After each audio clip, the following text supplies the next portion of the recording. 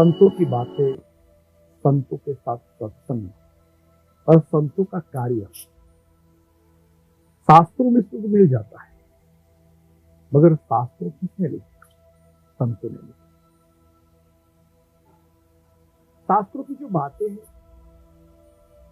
उसमें हर चीज, हर एक एक सब्जेक्ट को निकाल दिया जाए तो उसमें एक ही बात सारांश रूप में आ जाती है कि मानव सेवा, संतों का कार्य, समाज सेवा, भक्ति योग, साधना योग, उपासना, ये सब परंपरा को लेकर के एक ही व्यक्ति कार्य करता है जो ईश्वर ने इस संसार के अंदर भेजा, जिसको कहते हैं महापुरुष संत। मेरे साथ आज एक अपने आप में अलौकिक नाम, गुजरात की भूमि से मैं कई बार कहता हूं कि भगवान कृष्ण की लीला जो देखनी है तो द्वारका जाना पड़ेगा। वृंदावन की बात करते हैं भगवान, मगर मैं कई बार कहता हूं कि आप 10 साल भी रहो ना कोई देश के अंदर तो उसी सिटीजन का पासपोर्ट मिल जाता है। तो भगवान कृष्ण तो हमारे गुजरात में 100 साल से अधिक रहा, तो गुजराती नहीं, और वही अपने आप में द्वारकाधीश के नाम से पूरे विश्व के अंदर अपना कार्य, अपनी लीला, अपना योग, अपनी विविधता दिखाई। ऐसे उनके चरणों में सालों से भक्ति योग कथा का एक मार्ग लेकर के संसार तक पहुंचे ऐसे पूज्य जिग्नेश दादाजी मेरे साथ उपस्थित है। राधे प्रणाम, जय श्री कृष्ण, राधे राधे राधे। जय महाराज जी, संतों की बातें जब चलती है शास्त्रों में तो आपका जीवन, आपकी कथा किसको सुनता है, ये बताइए इनकी शुरुआत कैसे की? मैं कहूंगा कि मेरा एक रास्ता अलग था।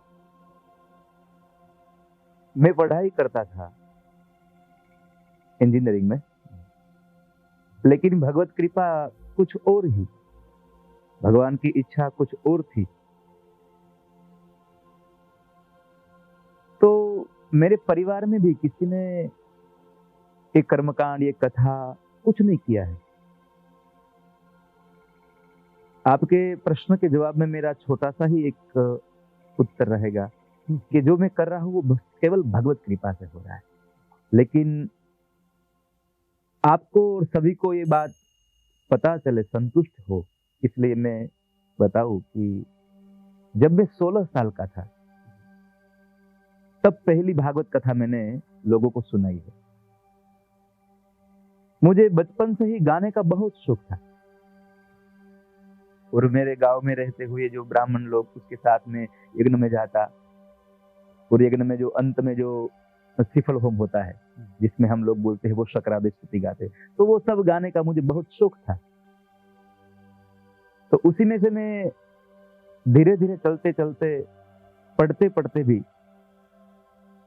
मैं कई बार कथाओं में गाने के लिए जाता था और भगवान ने कृपा कर दी तो आज ये गाने का जो शौक था वो कथा में परिवर्तित हो गया।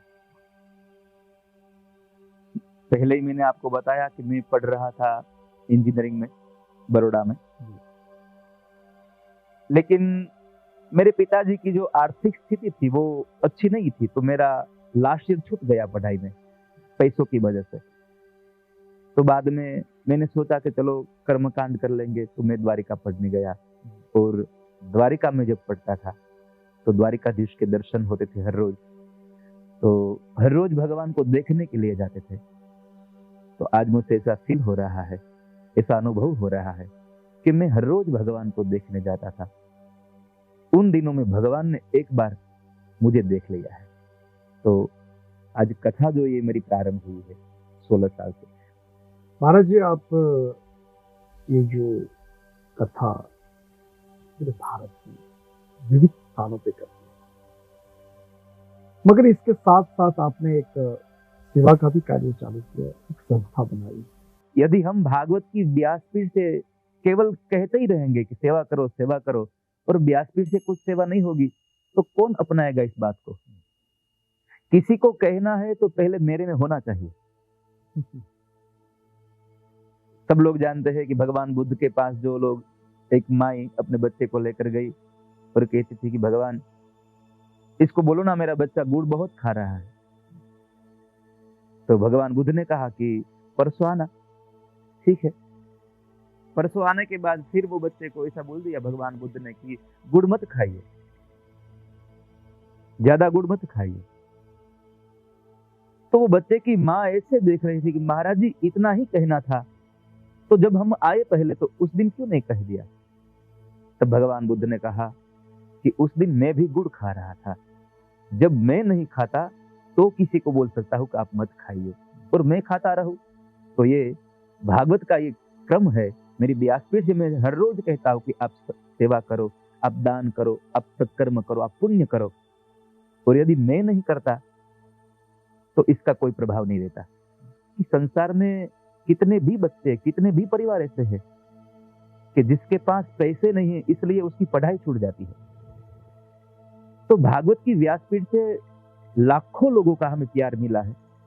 तो इन लोगों को साथ में लेकर, सबको साथ में जुड़कर क्यों ना ऐसा एक सेवा का धाम बनाया जाए कि जहां जैसी मेरी स्थिति थी, मेरा तो हाथ भगवान ने पकड़ लिया तो आज यहां तक पहुंचा दिया, लेकिन कई लोगों का ऐसा होता है कि नहीं पहुंच सकते।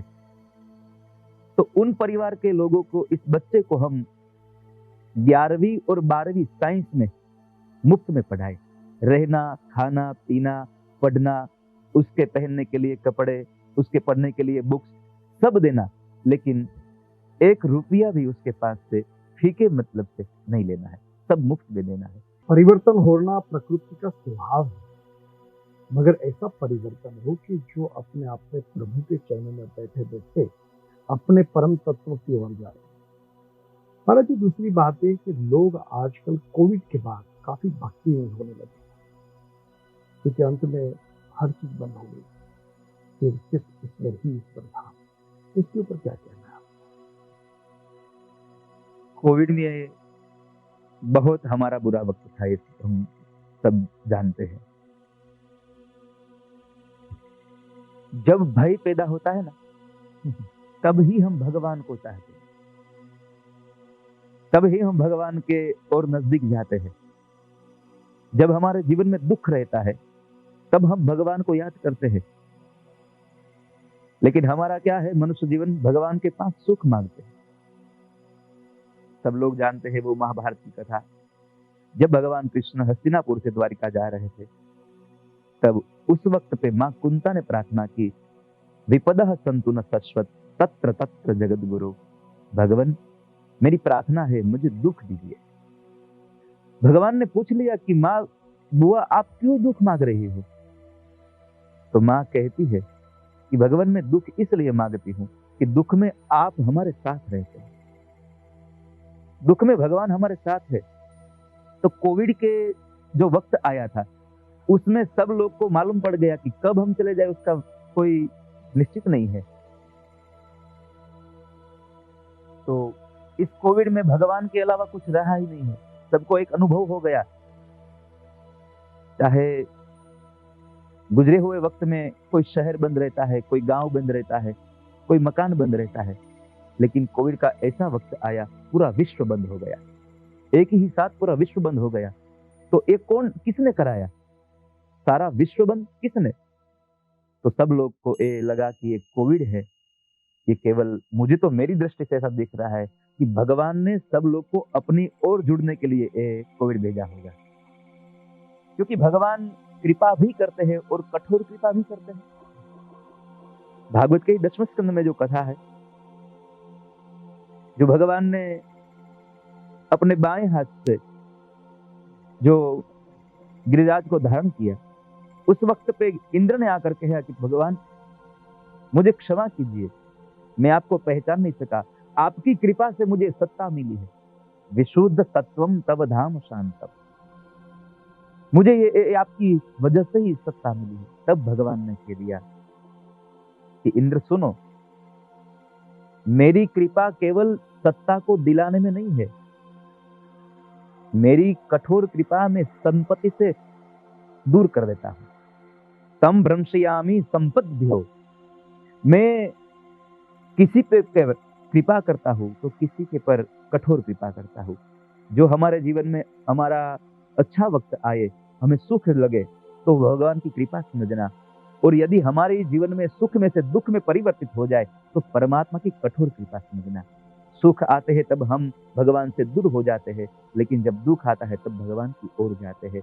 मुझे तो ऐसा लग रहा है कि इस कोरोना काल में भगवान ने हम सबको अपनी ओर बुलाया। देश में भी लोग भक्ति करते हैं, विदेश में भी, पूरे विश्व में अंदर भक्ति करते हैं, मगर देश और विदेशों में आपको क्या नजर आया, क्या कुछ अलग लगा? डिफरेंट देखा, जो तफावत मुझे मेरी आंखों से नजर आया, तो भारत में से लोग विदेश में क्यों आते हैं?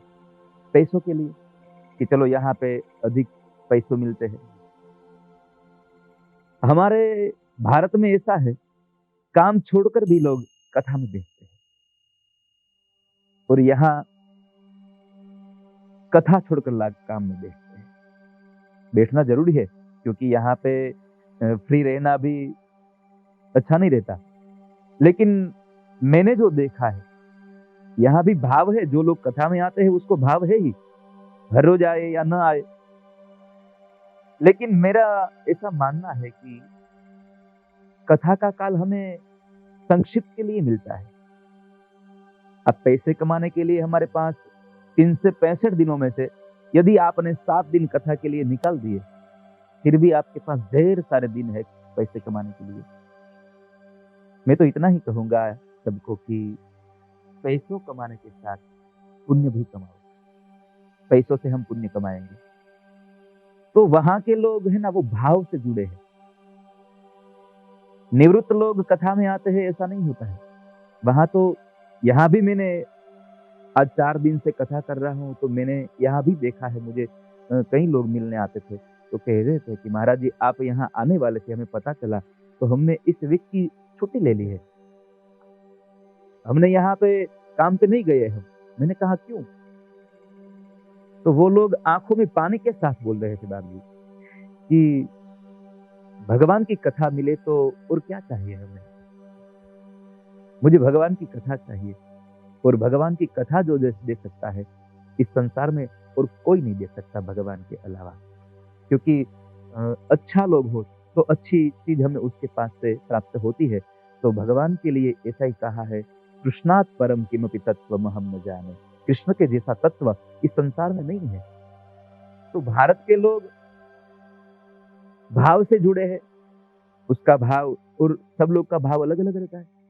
कोई दुख होता है इसलिए भाव कहते हैं, कोई ऐसा सोच रहे हैं कि हमें भगवान ने सुख दिया है तो चलो भगवान के साथ जुड़ जाए। तो यहाँ भी मुझे ऐसा दिख रहा है कि जैसे जैसे कथाओं का माध्यम बढ़ रहा है, तो लोग यहाँ भी भाव के साथ जुड़ रहे हैं। अनुभव की ये बात है कि द्वारकाधीश मंदिर में दर्शन करने के लिए जाते थे, सालों तक अपने आप में वहां तक पहुंचाने की प्रक्रिया, जिस गांव से लेकर के उस गलियों से निकल करके विदेश तक की यात्रा एक पोथी, एक ग्रंथ में करवाई। मगर ग्रंथ के पीछे महाराज जी का श्रद्धा, समर्पण एवं विश्वास था। और इस बात को जब हम लेते हैं, इस बात के ऊपर हम ध्यान देते हैं, तो आप भी कर सकते हैं। गुरु के प्रति श्रद्धा, माँ बाप के ऊपर विश्वास, माँ बाप के प्रति अपने आप में श्रद्धा और समर्पण की भाव, गुरु के प्रति अपना जीवन का समर्पण भाव। गुरु पूर्णिमा का त्योहार नहीं कीजिए। गुरु पूर्णिमा का त्योहार ये नहीं पता कि साल में एक बार जाओ और गुरु के चरणों में बैठ करके दक्षिणा और पुष्प दे करके बस गुरु पूर्णिमा हर रोज होनी चाहिए। मैंने देखा महाराज जी आपकी कथा में आप जब व्यासपीठ पर बैठते हो तो अपने इष्ट के प्रति, माँ बाप के प्रति जो भाव कल मुझे प्रबंध दिखा रहा था, तो आपको मैं देख रहा था, उससे बहुत अच्छा गौर किया। और उस भाव को लेकर के आदमी कितना भी ऊपर जाए, मगर जिस गोख में हम बड़े हुए उसको कभी नहीं सुना। और वो क्रिया मैंने आप में देखी, और इसीलिए मैं कहता हूँ कि माँ बाप का आशीर्वाद, गुरु की कृपा और भगवान का पूर्ण सहयोग के साथ ही अपने मंजिल तक हम पहुंच सकते हैं। बहुत अच्छी बात है महाराज जी, बहुत अच्छा लगा। आप इसी तरह देश से लेकर के अपनी संस्कृति विदेश तक पहुंचाने का कार्य करते रहो। जितना हो सके संतों का साथ और सपोर्ट आपको मिलता ही रहता है, मगर एक इंग्लैंड की धरती पर एक सिद्धाश्रम की ओर से मैं इतना ही वचन दूंगा कि जब भी एक संतों की बात आ जाती है तो सिद्धाश्रम आगे खड़ा रहता है और हर वक्त खड़ा रहेगा। आप हमारे गुजरात के हैं और गुजरात में एक बहुत अच्छी चीज होती है कि अपनापन और अपनापन जब हो जाता है तो एक भाई के प्रति, एक अपनत्व के प्रति हम समर्पित हो जाते हैं। और वही क्रिया हम लोग दूसरे धर्म की बात करते हैं कि भाई दूसरे धर्म वाले इतने बना रहे, मगर उनके पास हमको सीखना चाहिए कि एकता कैसे प्रकट हो। आज एक कुछ उनके धर्म की कुछ बातें चलती है तो हजारों लोग इकट्ठे हो जाते हैं, मगर हमारे लोगों की बात चलती है तो एक दूसरे की टांग खींचते हैं। मगर वो क्रिया नहीं होकर के एक पॉजिटिविटी में लेकर के सनातन धर्म की जब बात चले तो एक साथ समानता के रूप में अगर खड़े हो जाएंगे तो मैं चाहता हूं कि भगवा घर घर में पहुंचेगा, भागवत की एक ध्वजा घर घर में पहुंचेगी, श्री राम का नाम घर घर में पहुंचेगा। आपको खूब खूब धन्यवाद और आप ऐसे ही यात्रा करते रहे। धन्यवाद आपका भी। और हम ऐसे भी भगवान को आज प्रार्थना करते हैं कि ढेर सारे लोग संत आपके माध्यम से इंग्लैंड की धरती में आकर अपना सनातन धर्म के प्रवचन कर रहे हैं, तो आप भी सनातन के लिए जो गुजरात से आकर यहाँ पर एक आपने जो ध्वज लहराया है, उस ध्वज में आपने जो एक सनातन धर्म की एक मशाल लेकर आप यहाँ पर आए हैं, तो हम सब लोग संतों की ओर से आप इस मशाल में हमारा दिया जलता रहे, इसलिए दिल भी आ सके, ऐसी हम प्रार्थना के साथ आपका भी बहुत बहुत धन्यवाद। और इस संस्कार चैनल का भी खूब धन्यवाद कि ये हमारी बात जो हमारे अंदर भीतर थी वो सब लोगों के सुध पहुंच सके, ऐसी एक भाव आपने जो हमारे प्रति व्यक्त किया, इसलिए आपका हम धन्यवाद करते हैं। और आपका स्वास्थ्य बहुत अच्छा रहे और सनातन धर्म की ये ज्योत हर हमेशा इस धरा में प्रज्वलित रहे, ऐसी प्रार्थना के साथ आज राधे राधे।